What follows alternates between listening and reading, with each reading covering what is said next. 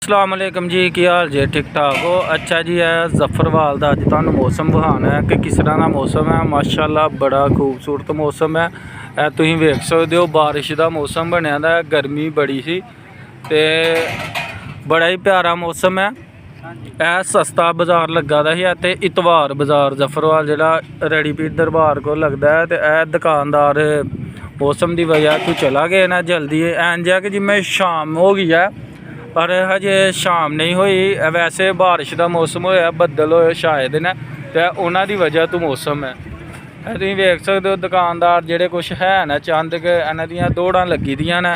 बिलाल भाई ने मराड़े दे यह भी जल्दी जल्दी अपना चुकते पे ना कपड़े शपड़े तो निकलन की कोशिश करन दे ने। वेखो जेडे बाजार लाते ने यह भी मंजियां चुक के ते तहवां लाते पे ने। कितना वड्डा ढेर ला खड़िया मंजियां का, तकरीबन कोई 300-400 मंजी लगी दी है। इन्होंने चुक ली है तो दौड़ां लगी दियां ने इन्हों दियां। तुसीं वेख सकते हो जफरवाल के हालात।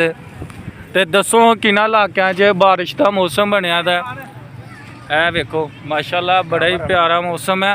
तो गर्मी बड़ी ही, चलो अल्लाह खैर करे, अल्लाह बारिश पा दे तो गर्मी थोड़ी घटे। तुहानू लाइव विखा रहे हैं जफरवाल का रड़ीपीर दरबार कोल जो निज़ाम जोड़ा ने देख सकते हो तुसीं। वेखो है भाई हुनी रक्शे च अपना जोड़ा कि कपड़े शपड़े लदे पे न, कुछ वो मुंडे इंजॉय कर रहे हैं। पूरा माहौल है।